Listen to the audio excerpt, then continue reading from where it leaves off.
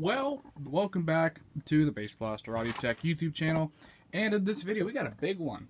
This is my beloved Pioneer SX-636. I have had this thing for almost 5 years. Fun fact, I bought this off Facebook Marketplace for I think it was $40. It was this and them two Magnavox speakers, and that's pretty much where it all went downhill from there. Now, the issue with this thing back in the day was here on the amplifier board, these things are fucking stupid easy to work on. The issue I had back in the day, I need a plastic pointing device. Let's use the butt end of a screwdriver. Here's the amplifier board. Ouch! Right here. This is your differential pair.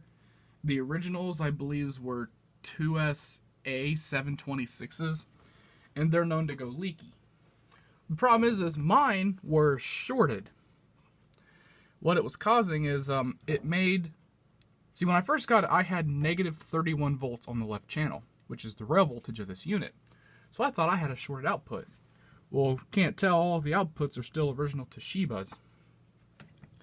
What happened with that different, and this took forever to track down. We was testing for shorted caps and bad drivers and everything. With the differential pair shorted, what it was doing is it was simply just sending the negative side of the amp full conduction, making it appear like the outputs were short, but the outputs are fine. I replaced them with matched KSA 992s, which I still have a bunch in my drawer. Now, this was one of the first repair jobs I ever did. I think this was my second I ever did. Look at some of the very comical work I did to this. Now, none of it's really bad. God damn, second time I hit my knee off that. So, you know, as some of you might know, sometimes with new transistors, the pinouts aren't the same as the original. So look how I installed these new transistors. How I poked the base lead all the way out and bent it. I never realized all I had to do was get the actual transistor and simply turn it, and it would have dropped right in. So up here, I replaced the original drivers were fine, but I replaced them. Look at how the fuck I bent that. If I would have just bended the package 90 degrees to the right, it would have went right the fuck in. Like, whoopsie, this here, see that? Nope, that ain't it. I'm zoomed in so damn far, I don't even know where I am. Like that. That's a perfectly acceptable way, just bending one lead back. But see, I rotated it. Why the fuck didn't I do that to these? I don't know. But I replaced the trimmer pots because one of them went up in smoke. In my troubleshooting, I got the drivers from this side, and I just moved them over here. But I forgot they're mirrored. So as soon as I turned on, the trimmer pot went up in absolute smoke. New caps all the way around. NinjaCon KW. And of course, I also redid the power supply. And that's it. I didn't touch the tuner, and I don't think I touched the preamp at all. But basically, original Bangladesh, these transistors were bad. I never replaced these ones on the right channel. And guess what channel is giving us static bursts? Right side. So I guarantee you, these original ones are shot. Volume's all the way down. Input doesn't matter. Balance doesn't matter.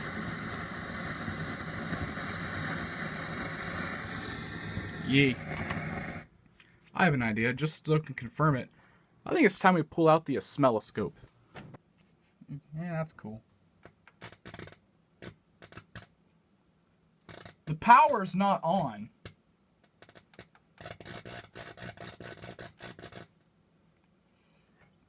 Yeah, I think it goes without saying. I think we've got some funny business going on in that differential pair.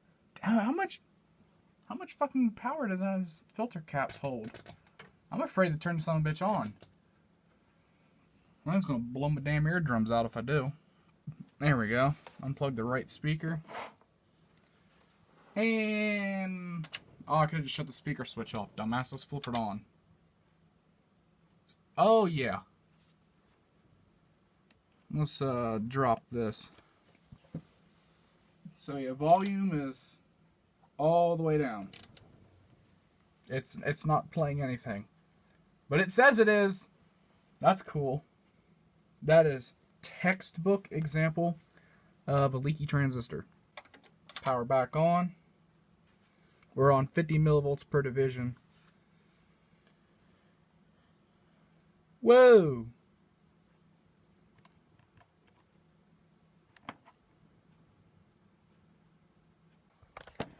You know, these classic Pioneers, everything's through posts. And I believe 5 is the right channel input. 3 and 5. Yep. And 4 is signal ground. We won't figure this out. We'll flip you to 5. We're going to try to get a signal ground. Alright. Well, we ain't gonna get shit at 5 volts per division.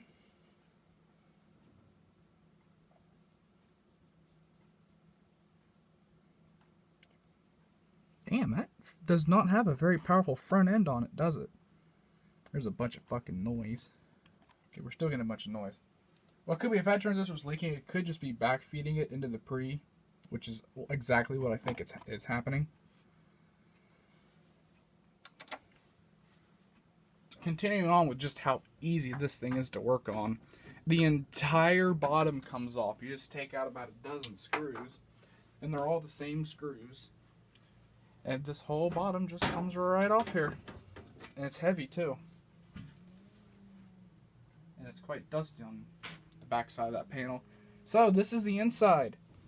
There is not a lot in this, but it is very neatly organized. Such as, here's the phono preamp with them 2 transistors that have been leaky. This is the bottom of the amplifier board. And I just noticed when I installed those new drivers, I never cut the excess leads off.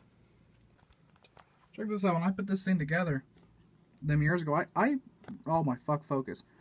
I never cut the extra leads off of the driver transistors.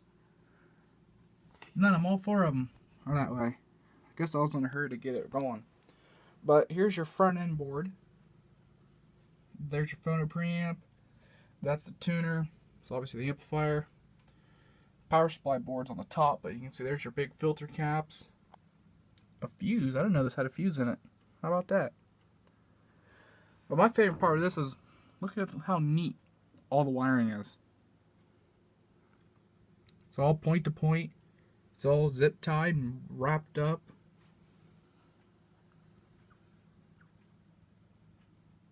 Awesome job. Whenever I get around to building my couple big amplifiers, I'm going to try to do all the wiring just like this. So this is the schematic. I've always liked these Pioneer schematics because they show a foil side, which is the bottom side of the board. Back when I did this almost 5 years ago, I struggled with reading schematics, so I looked at this. When anyone said, say, test R21, well, I wouldn't look at the schematic, I'd look at it here, which is also even better because then I could just go straight to where it is on the board. So when we flip the unit over and get the bottom cover off, the way we look at it, this is the output. So the outputs face the back. So the unit down, cover off, front facing us. This is what the board looked like. So the transistors we are messing with, it's one of these differential pairs. I don't remember which side. I gotta remember because it's backwards. I'm pretty sure it'd be these, Q1 and 3. I don't know. It's one of these two. And going down to the schematic, there's nothing for that side. But since, okay, left channel, right channel, the side that there's nothing. So yeah, we need Q, yeah, 2 and 4. These are a differential. This transistor here and here, this is that 1451 that's infamous because when it goes open, it blows the entire amplifier board. They've been replaced. These are our drivers. These are our transistors. I don't know why this is like this. Surely this isn't just a misprint because it's very clear that these are the only symbols here. But yeah, we'll scope, we'll tie off on these emitters, and then we'll check the bases of the 2 drivers. Let's go ahead and take a cut to midnight because I just got off work about an hour ago. Over here on the Audio Karma forums, I spent a bunch of time on this site. I just googled the 2SA-726 because I wasn't sure what its pinout was. And of course, apart from the data sheet, the form sheet, or the link right below it, is this site. And this guy here, where did he go? I just forgot him. Old Watt Hour. He's big on the forums. Right here, 2SA-725, 726 is known for shot noise. Of course, I knew that, but you know, it's just kind of a note thing there. Like there's another one, which is the one in the middle that likes to, when it goes open, it blows the whole amplifier board. 1451. Okay, datasheet, Audio Karma. And for what it's worth, the 1451 can be replaced by the KSC 3503. Buy it from OnSemi from pretty much any distributor site. So continuing my now 1:19 in the morning because I'm easily sidetracked adventures. We're just going to, I got my iron heating up. We're just going to get down here. We're going to pop out the original 2SA-726s. I'm going to pull some KSA 992s, which are in one of these drawers. Right here. These are what the fuck? These are all brand new. These are A733s. I don't know what the fuck those were for. A992s. This is its complementary. These, nope, that's not. That's a C1945. In the other drawer, I have the 992s complementary 1845. Have a bunch of these, which are the complementary pairs I used to replace the drivers in a realistic for some reason, and a bunch of MJE 350s. I just have a random ass collection of transistors.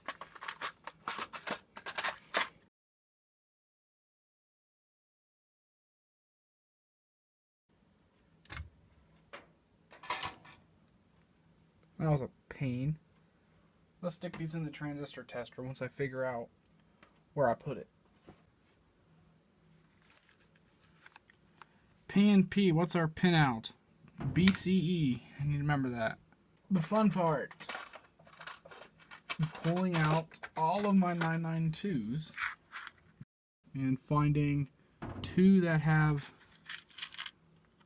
close gain, because that's how you match them. You gain match them. Right. So we're going to run these ones. They got gain of 417 and 413. That's pretty close. Close enough for this spec machine. Lucky me, the autofocus doesn't work very well. The silk screen on the board is correct, so all I gotta do is just look at that, drop them in, and we should be good. I'm gonna make sure I don't do some goofy shit like I did down here. Now, if you want to get real fancy, companies actually make heat sinks designed for these TO92 packages, and what they do is they get the faces and they butt them together. Another way is you can put the two faces together and zip tie them together so they're also thermally matched. But, nah, who's counting? So all I had to do is rotate it and just move the center collector lead back. And there you go. Now you rewind almost 5 years ago. What the fuck am I doing here? FCF03. I still have transistors from that batch. So now that's going to OCD me that these ones aren't from the same batch. Do I want to match some from that batch? I kind of do, but I don't want to be bothered. Alright, so I pulled out, I just gain tested these old ones, the FCF03 batch, which is what I used back in the day. These all tested in the mid 300s. So these ones here that are in the high 4s, low 4s, I'm sure they'll be fine, but just for peace of mind, we're going to replace them from the same batch that I used back in the day. And I found these two, they were 340 something, they were like 7 apart. Which again, for this app will be fine. So now I just need to, hairy leg, bend these ones in the same way, drop down, solder it in, be done. There we go. Much better. Again.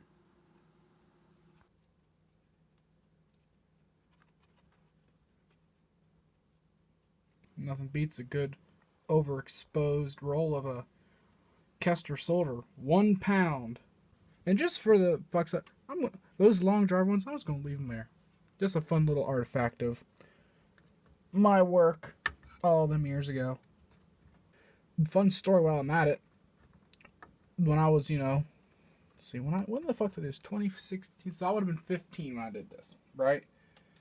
Now I know with small capacitors, to discharge them, you can just stick a screwdriver on. Well, when I did this, I didn't have any like big power resistors. This has 6,800 microfarad caps. Oh, I didn't realize when you shut it off with the speaker switch on and the speaker connected, it discharges. I didn't know that. So I had just had the thing on, and it was off long enough to unplug it. So what do? I get my big ass screwdriver and short right across the filter cap.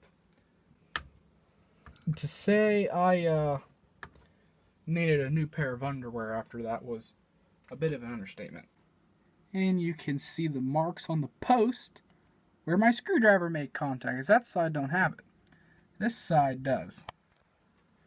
Genius move. Well, time to plug it in, turn on, make sure the switch isn't on. Speaker switch on, power off, plugged in.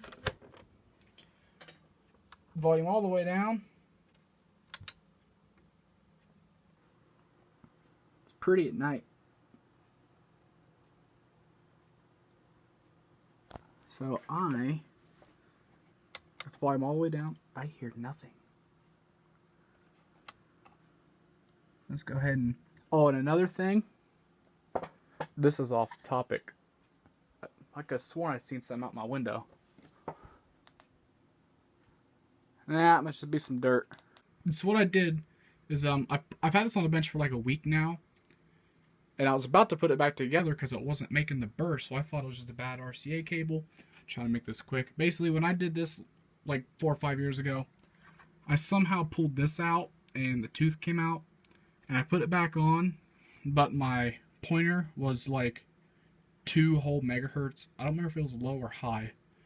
Basically, right before I put the cover back on, last night, I decided, no, it's day before last now, to pull this back off, and I read a form guide online on how to put this back together and get it to track. And it is spot on to the 0.1. I'm quite proud of myself for that. However, I hope I never have to touch it again, because them gears aren't too hard to line up.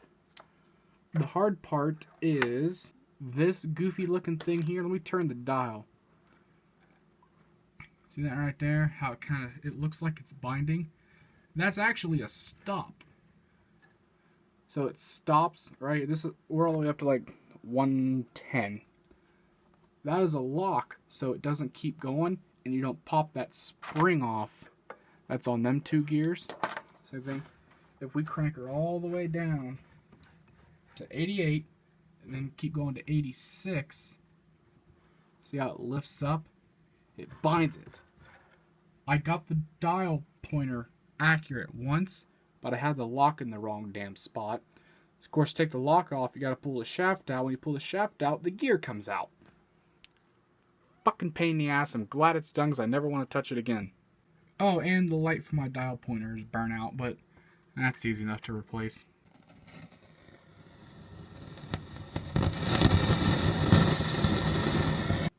Well, I just shut it off. We're not done. We're not done.